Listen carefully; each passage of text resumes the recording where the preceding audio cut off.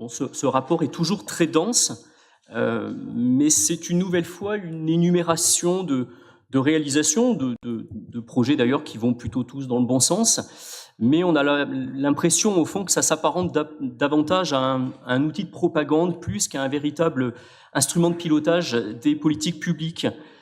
Dans un rapport d'étape, il y a le mot étape, ce qui signifie qu'il devrait y avoir une période de référence, des objectifs chiffrés, un état des lieux du taux de réalisation. On devrait avoir avec précision la trajectoire afin que nous sachions d'où nous partons, où nous voulons aller et où nous nous situons dans cette étape que constitue l'année 2023. Cela implique donc de ne pas éluder ce qui n'a pas été fait, ce qui a été différé ou abandonné et préciser surtout ce qu'il reste à faire. Je vais prendre quelques exemples sur 4 points précis, si vous le voulez bien. Le premier sur l'éclairage public. Votre plan de sobriété, qui, je le rappelle, a consisté en l'extinction totale de l'éclairage de minuit à 6 heures sur 60% du territoire communal, vous a permis d'économiser 18% du montant de la facture initiale, soit 100 000 euros. Alors dit comme ça résonne bien, mais je ne suis pas sûr que cela prépare bien notre ville à la prochaine crise énergétique.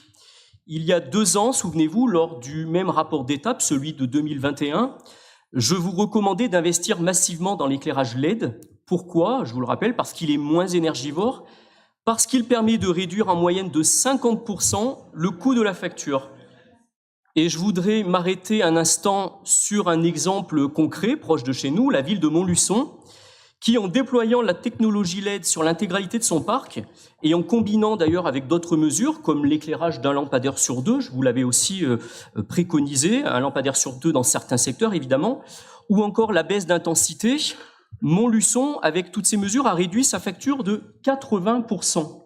Nous sommes donc très loin des 18% dont vous êtes si fiers aujourd'hui. À Clermont, si je peux terminer, s'il vous plaît, ou poursuivre, à Clermont, oui, enfin, ça fait 20 ans, mais Montluçon, ils ont baissé de 80% en 4 ans. Ils viennent de faire l'investissement. S'il vous plaît, restez calme. Ils viennent de faire l'investissement. Vous dites, on vient de faire l'investissement. Enfin, à Clermont, l'éclairage public n'est constitué qu'à 25% d'éclairage LED. Nous avons progressé en 2 ans de 2%. Voilà, on peut dire que vous agissez à la vitesse de l'éclair. C'est une proposition que je vous ai faite il y a 2 ans, on ne la retrouve absolument pas dans ce bilan d'étape. Je le regrette, vous le contestez, mais la réalité est pourtant là. Deuxième point sur lequel je voudrais m'arrêter, sur le photovoltaïque.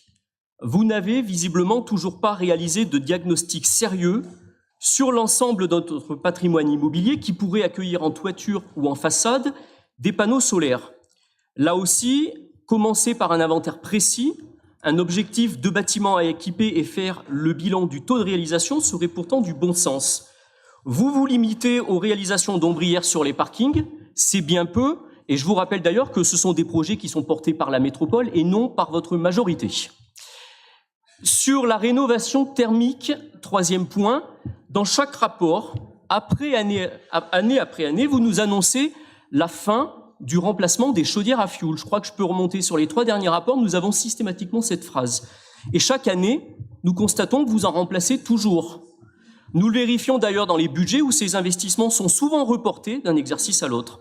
Alors, j'aurais aimé là aussi plus de précision, que vous nous annonciez clairement combien de chaudières ont été remplacées, combien depuis le début de ce mandat, combien il en reste à remplacer et à quelle échéance elles le seront. Vous avez établi sur le mandat un plan de rénovation thermique sur une cible de 14 sites prioritaires. Je vous cite, c'est dans ce rapport. Là aussi, où en est-on? Quels sont les sites pour lesquels cette rénovation est totalement achevée et quels sont les sites restants à rénover?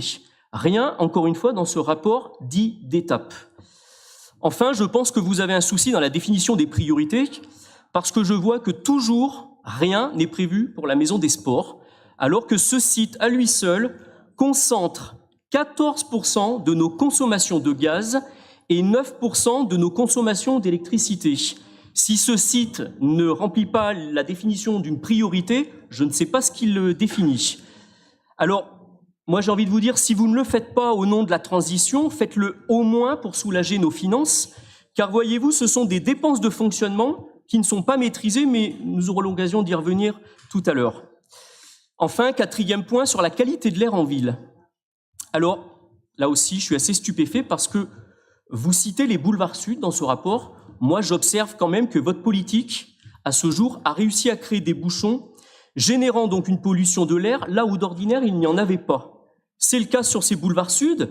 Il n'est pas rare d'y voir jusque très tard le soir ou le dimanche matin des files interminables de voitures à l'arrêt, quand la circulation jusqu'à maintenant y était plutôt fluide sur ces créneaux horaires. Notre ville, dans un autre registre, accuse un retard considérable en termes de déploiement de bornes de recharge pour voitures électriques.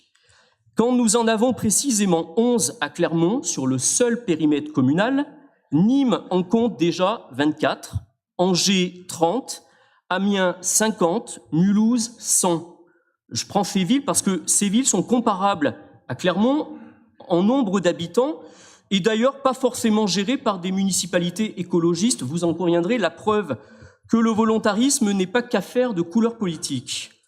Alors on pourrait être tenté de penser, ou vous d'ailleurs, de me répondre que ces bornes manquantes sont sur le reste de la métropole.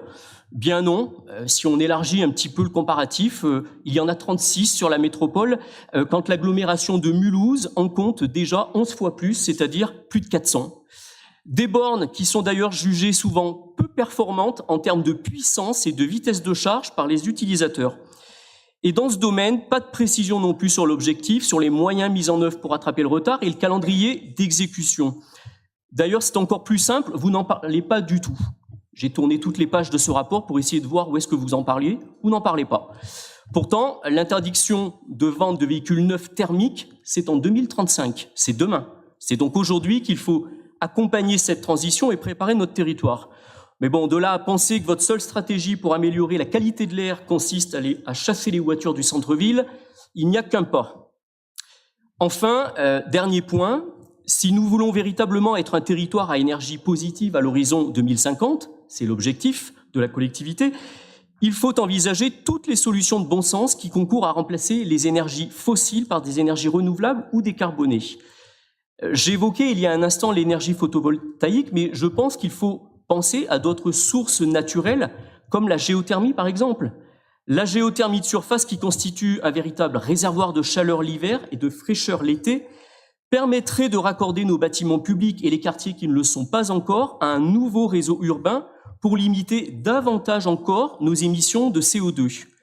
C'est aussi un moyen de se prémunir des futures crises énergétiques et de leurs conséquences sur le cours des prix. C'est une proposition que je vous fais d'ailleurs, à l'instar de la nouvelle navette qui parcourt désormais le centre-ville, une proposition maintes fois défendue dans nos rangs et toujours raillée dans les vôtres. J'entends encore vos cris lorsque vous défendions cette proposition. Je ne doute pas d'ailleurs que vous mentionnerez cette nouvelle navette dans votre prochain rapport d'étape comme la grande révolution en matière de transport en commun. Simplement, un rappel, nous préconisions, nous, un véhicule électrique, ce qui se fait d'ailleurs dans bon nombre de villes, et surtout un vrai service de proximité complémentaire à l'offre existante. Au lieu de ça, vous avez opté pour un véhicule thermique et une simple rustine pour compenser partiellement l'absence totale de bus dans l'hypercentre pendant les travaux. Voilà donc les remarques et propositions que j'avais à faire sur ce rapport d'étape 2023 de la ville en transition.